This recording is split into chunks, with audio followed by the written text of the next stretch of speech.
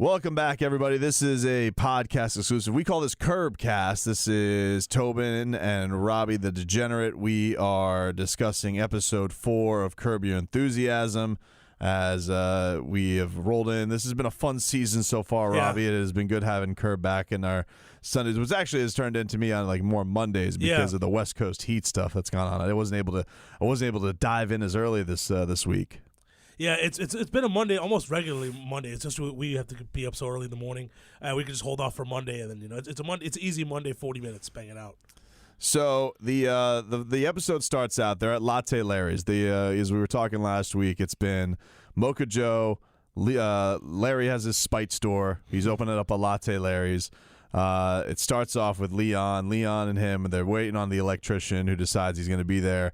He's going to be there at 3 instead of 10 a.m. He goes to Leon, he gives him the phone, and he's like, hold on, I'll make sure this doesn't happen.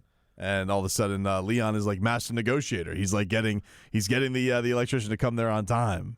Now, apparently this electrician, all of a sudden they went and gallivanted off because the next thing they say is they have Mocha Joe who waltzes in with his coffee. And this is the thing that I find interesting about it. I found a little bit of an interesting hole in the plot, Robbie. I thought the whole point of the spite store was because they hated the coffee. And so Mocha Joe walks in, and he brings in this excellent Mocha Joe brew, which is like, Larry, you got to have the best beans. The beans are what makes the coffee. And all of a sudden, him and Leon are raving over the coffee. I'm like, wait a minute. I thought that the whole point was you guys hated the coffee to begin with. That's why there's a spite store. It's and the scones and how Mocha Joe doesn't know how to make a scone. Right. So they want to come up with their better scones. And they had the wobbly table, of course. And Larry David doesn't want to have wobbly tables. Right. They've moved on from the sexual assault case. Yeah, because of the scone. Because of the scone, the woman forgot all about it. Yeah, she suffered memory loss after that incident. And then there was no case. There's no case. They're done. So all of a sudden, Mocha Joe, he has this magic coffee. So Leon and Larry, they're not worried about the electrician, apparently. They're gallivanting all around town. They got to find the beans. They got to find the best coffee. They're going from city to city. They're looking at who's got the best stuff that they can find to get them situated with the best beans. And nothing is matching up. Nothing is up to snuff. So They ended up going to lunch with Jeff. Yep. They asked Jeff if he's a napkin immediately on the lap guy. He goes, always, always. Which I would say I'm usually 50-50 on. Like, are you a napkin on the lap guy immediately? More recently, yes. More immediately a napkin. But yeah, I don't know if I'm ever putting it on the shirt. Actually, it depends on the food. I have put it on the shirt for like barbecue ribs. Oh yeah. Lobster. Yeah. Lobster's a bib appropriate food. I've never been a person who usually misses when it comes down to food getting on my clothes. So I never worry about that. Like I think because I'm a leaner. Like usually when I eat, I'm hovering like right over the plate. So I've never felt the need to like bring the food all the way up to my mouth and it falling on my wardrobe. It's never been an issue for me. Well, I've stayed so many white shirts that eventually, over time, became a leaner. I learned from past behavior. So the point of this scene, though, really was because he ends up seeing this blonde woman waltz out, and he asks her if she can throw out his gum, which is wrapped up in paper. It's not like throwing out gum. So they have a little. So Jeff tells him to go hit on the woman. They end up going to a sushi bar, which Larry loves. He loves a sushi bar. Yeah, because you have to look at the person across from them. Which is a fair point. There's been a lot of sitting debate so far on this season. You got the side sitting, and you have the sushi bar sitting, which is let everybody know. So what ends up happening? So he goes on the date. They're no looking at each other. And he takes the bold move that the whole point at one point I overlooked. So they're at this lunch with Leon and Jeff. They're going to this dude's wedding. What is his name? Mickey. They're going to Mickey's wedding. Larry hates Mickey, but Jeff is on this he's not going to say anything bad about him. Don't make me say anything bad about Mickey. So they decide they're going to take a private jet. Leon finds in Cabo, yeah, it's in Cabo. Leon ends up inviting himself. Okay, so he chases the woman out, and then as he's on a date with the woman, he decides, he propositions her, hey, would you like to go to a wedding in Cabo? So she goes, oh, I love Cabo. I just recently went a couple of years ago, and she starts flipping through the pictures, starts showing the beautiful stuff. then all of a sudden there's these pictures of a bigger woman. Yeah. And he goes, "Who's that?" She goes, "That's me." And he goes, "What? And that's you? How recently?" It's like about a year and a half ago. So we then come up with the term of the show, the yo-yo. Yo-yo. The yo-yo.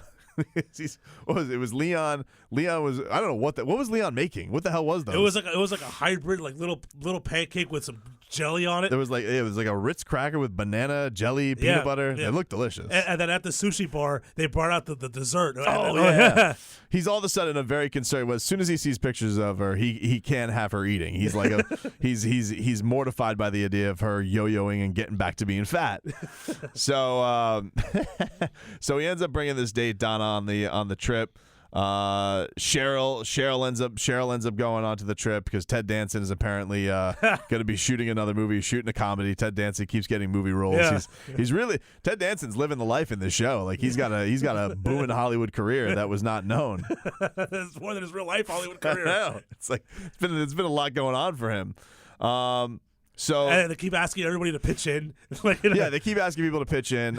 They keep asking people to pitch in, and then the big controversy comes when Larry is trying to get everybody's weight. Yeah, because the pilot or the captain, they argue about that. Needs to know everybody's weight for safety reasons on the plane. You're going to disagree with the captain? He goes, "He's not a captain. He's a pilot." And nobody's willing to give him the weight. Yeah, nobody's willing to give is this like I don't know. Like if anybody asked me I probably don't even know what my exact weight is. I don't remember the last time I weighed myself, but I don't feel like, I've always felt like that was something where I'd be fine sharing with somebody because I'm probably somewhere in like the 260s right now. Yeah, I have no problem. I mean, I probably wouldn't share it with, I have no problem sharing it with the pilot. I'm only going to see that pilot once ever. Who cares? Yeah. So nobody wants to give their weight, so Larry has to guesstimate. They're in the midst of the they're in the midst of the flight, and all of a sudden they got to stop the plane. Emergency landing. They're too heavy, So they they shoot to see who loses their bags. Yeah, now, the shooting is different from rock paper scissors. Yeah, as in 1, 2, 3, go. And you're supposed to what are you supposed to throw numbers? Yeah, I think it has to add up to even. Like if it adds up to a certain number, one team wins. And if it doesn't add up to that number, another team wins. So Larry ends up losing. He loses his bags, and they go by couples. So him and his squeeze. His new squeeze on the plane. They both had to ditch their bags. Right. Wherever I don't know where they landed. I don't know where they land. Yeah, just ditch the bags in the middle of nowhere. I don't know. So they end up getting to the resort in Cabo. And all their stuff's in there, like all their suits and stuff for the wedding. And stuff. Everything. Yeah. Toothbrush, everything. Yeah. I would see. Like I would if there was something like that. I think I'd be like, I gotta put a couple things in the pocket. Like we gotta go that way. Yeah, I'm sure you could have taken it would have taken time. You'd taken the toothbrush out of the suitcase and put it in this pocket. The toothbrush weighs like not even a pound. So one good thing that's been actually about this Curb season so far is that the episodes are a little bit longer. Yeah, too. like it's been like 45 minutes, so you get like a whole story been going down. I like the fact that they're doing that stuff. Like they don't stick down to like, oh, it's got to be 27-minute show or a 30-minute show. What do we have to cut from this episode? Yeah. Just they take like 5 years off in between seasons. You might as well get everything in. Right. So they end up at the resort, and Mickey ends up we meet Mickey. Mickey ends up. I don't remember him from previous episodes. Do you remember? No, this is first, I mean I've seen him in other movies and stuff. Yeah, I remember he was a bad guy in one of the Die Hards. Yes. In one of the newer Die Hards. Yes. But I don't. He hasn't been in a previous episode. So he comes in. He's giving everybody the good greeting. I believe Larry referred to it as a whirlwind of schmarm. and he confronts him about, hey man, you don't invite divorced couples to weddings. Right. Yeah, this has been a thing throughout the episode. He goes, well, why would you invite? You probably just figured one of us wasn't going to come. And then the other thing is, Mickey ends up telling everybody, oh, your rooms are all great. All the rooms are fantastic. They're absolutely great. So they end up splitting apart. Him and Donna, who is the squeeze, the yo-yo squeeze, they end up going back to the room. They walk in. It's a nice hotel room. Like I mean, for I'm sure for you and me, Robbie, like we look at it, like, that's a pretty nice hotel room. But for Larry David, a multi-millionaire, he's like, this isn't that great a room. This is a box. And then he goes in and walks into everyone else's rooms, and it's like, whoa, it's like super sweets. Yeah, it's like it definitely looks like he's been set up with the worst room. Yeah, and even Leon, who's not supposed to be he's not going to the wedding, he's just going for the hang. He has a nicer room than him. Yeah, because he said he was handicapped. Yeah, he was handicapped. That's right. He goes, well, what do you do? It was like, they ever question me? I start limping. So yeah, and the reason he's going room to room is he wants to. They're about to start getting down, him and Donna. And he wants to make a good first breath impression. So he needs to go find a toothbrush. She goes, who's going to have an extra toothbrush? Somebody might have it. So he's going from room to room. He goes to Cheryl's room. Not to Cheryl. He goes to first. He goes to Jeff and Susie's room. Oh, and in the midst of this, we find out that Donna thinks that Susie hates her. So Larry's like, I'll take care of that. Yeah, and she needs a dress for the wedding. Right. And so he ends up convincing Susie that she is Jewish. So she'll like her more. But as you said, they walk in the room. The rooms are amazing. Yeah. Everybody else's rooms are amazing. But he goes to Jeff's room, no toothbrush. Leon's room, no toothbrush. Then he ends up going to Mickey's room. Well, he was to Cheryl's room first, I believe. Was he? Yeah. I thought he went to Mickey's room then ends up in Cheryl's. He went to Mickey's room first. Because he goes to Mickey's room, and then he says, he goes, do you have an extra toothbrush? And he goes, oh, yeah, I got an extra toothbrush. He goes, can I have it? He goes, no, toothbrush emergency. That's for us. That's for us. That's for our toothbrush emergency. He goes, this is 1 in a million. Yes, I know. He's right. But to his point, he goes, well, what if I end up in this situation? Then I have no backup toothbrush. I've never, multiple toothbrush. I've never even thought of such a thing. Multiple toothbrushes. Yeah, that's absurd. And I'm sure Larry Dave throughout this all the time. You couldn't go downstairs and buy a toothbrush. Well, yeah. Apparently, they said there was there's no convenience store in the hotel, which is super odd for a place that nice to not have something like that. Would be pretty crazy. So he ends up leaving Mickey's room. They clearly hate each other, or Larry hates him, and he goes to Cheryl's room. He goes to Cheryl's room. And sure, she has the toothbrush, no toothbrush. But he's like, we have a decades-long relationship of toothbrush sharing.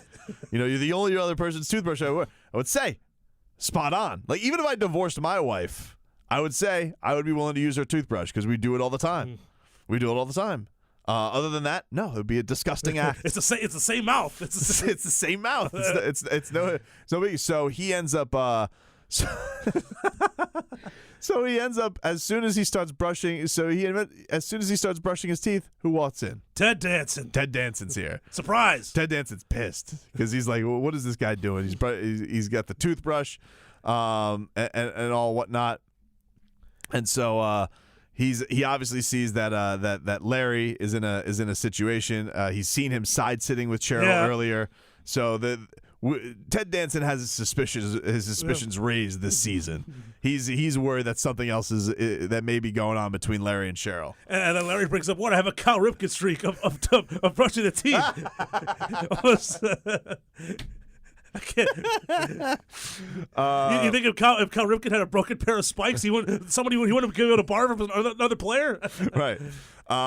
So he ends up back. So he brushes the teeth. He lies to Donna, says that he brushed with his finger for some reason. He sees a stain on the couch. A giant chocolate stain. So she's been sneaky eating. She's been sneaky eating the whole episode. She's been having M&Ms. Yeah. She was having M&Ms on the plate, and she offered it up to Larry. And he's like, no, thanks. That was a huge jar of M&Ms. So that's the first day in the books at the resort. And then Larry finds the big giant Toblerone in the car. So the next morning they wake up, they're having breakfast, and he sees Ted Danson, he sees Cheryl. They're having their breakfast. He ends up going over, steals one of their raspberries. He says, even though raspberries are a gamble. Raspberries are a gamble. They get your teeth. Most fruit gambles, I would say, it's probably raspberry, straw. All the berries are probably the biggest gambles. Apples are pretty solid. As far as produce is concerned, as long as it's not an artificial apple. But he ends up trying to hit up Ted Danson to chip into the plane if he's going to come back. And she was like, "I've already chipped in for us. We're chipped in as a couple."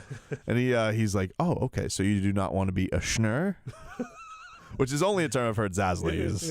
But that got thrown out. So they're checking things out, and all of a sudden, him and Leon, they spot the beans. Yeah. They taste the most amazing coffee they've ever tasted. Most amazing coffee, and he's got to go find where this coffee is. Now he's been having a little run-in with the what do they call it? Front desk guy. Front desk guy, and because they charge him $250 to clean up that stain. Even though he goes, well, what if I would have gotten and checked in and said that I found a stain. He goes, oh, we wouldn't have charged you. He goes, that wouldn't have been your fault, but you admitted fault. He goes, you couldn't have just, it can't just be. He goes, no. And so he has attitude with this guy, but ends up coming back because he ends up apologizing because he wants to try and find the beans. Guy won't give up the bean recipe. What did he end up saying? He sent it. It was passed down from generations to generations. It was a secret recipe. Yeah, it was a secret recipe. But what was Larry's? He tried to move. Like, didn't he say like a relative had Bell's palsy or something like that? Yes. What was that? It was like, look, I have a relative who has Bell's palsy, and like the only thing she can't move, but the only thing she could do is lift up and drink the coffee. Because that's the only thing. She goes, can you bring her here? She goes, again, she can't travel. Can't bring her here. So the beans isn't going down. They end up going into town to get some carnival to get some clothes. Yeah, there's a carnival in town. Now the amazing thing about this is, if we've ever been to a carnival, they have the guess your weight. Yeah. And this guy, he ends up offering to guess the weight. Now, the weight thing's obviously been very sensitive. Nobody wants to give their weight. He's got the yo-yo girlfriend who used to be fat, so she doesn't like giving her weight. But Larry, he goes, all right, go ahead. And so he ends up guessing 163 on the nose. Right on the nose. So Larry's he's in on this guy. He's sold. This guy has the talent. So he's going to use this guy to get everybody's weight because, again, on the flight back, no one wants to give their weight to tell Larry what it is, and he doesn't want to be in a situation again where the plane has to take an emergency landing and they can't go all the way because they're too heavy. So this guy's amazing. So he starts, when everybody gets into town, it's like Jeff, he's turning him to the side, he's turning Leon to the side, Susie, and he goes, yeah. And so the guy he's like looking, he's got the hat on, he gives the thumbs up. He's been bribed to give everybody the accurate weights. And before, like, he guessed Donna's weight. Like, and Larry had to act all outraged. He's like, why do you do that? How dare you? Nobody asked you. And then in the meantime, when he was giving him the business, he slips him. He greases him right there. So they do all that. They get the outfits. They're all done. They got the thing going down. So, couple things go down. So they end up finding the beans at the wedding while everybody's setting up. Him and Leon. They go and they find the supply. I don't know how they ended up doing it. They snuck in behind the person wheeling them out. Yep. And they just scoops around the beans themselves. But then the big thing is, so Larry earlier in the episode, he got sent in the mail. This was way back early on. He got sent a new lens cloth. Yeah, and it's a very green, like very green, like lime green, thick lime green, thick lime green to clean his glasses. And so, in the midst of the wedding, as the wedding is about to start, where they barely make it for the wedding, he starts cleaning his glasses with the green. And so Ted Danson sees the green lens and he goes, "Hey Larry," he goes, "You cleaning your glasses?" And he goes, "Yeah." He ends up pulling out the green lens cloth. He goes, "I found this under Cheryl's bed." He goes, "You slept with her." And so they start going at it. It is on. It is a fight at the wedding right as the bride is walking down. All hell breaks loose.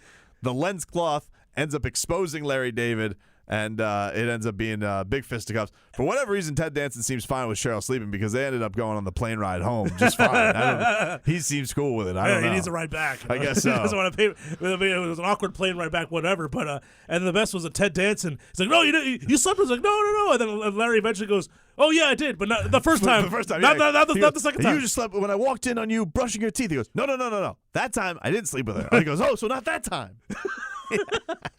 And then this also goes on as the bride is walking down to the aisle, and Ted Danson wants to choke out Larry, and she's in between the two of them. It was great. And so they end up flying back. Everybody ends up flying back, but then the plane is too heavy because of the beans. And the episode closes with Larry being left in Mexico with the beans, and he starts yo-yoing over the beans. Yeah. So great episode. I thought, for my money, I thought it was the best episode of the season. If not the best, I think the first episode still is the best. I think 1, 4, and then I go 3, 2. Yeah. I think have been that's the order. The ranking so far, but a really, really funny episode. And I think I'm glad that they took the twist off of the. They ended the lawsuit. The lawsuits. And I thought they kind of played everything they did just perfectly. It's over and done with, and now obviously I think the Ted Danson rivalry is going to get heated up, and I gotta imagine Latte Larry's is going to be a huge hit. Yeah, well, he's got to find a way back from Mexico to get back to. That's true. Yeah, he's as of right now. I just assume he's going to call another plane. Yeah, but who knows?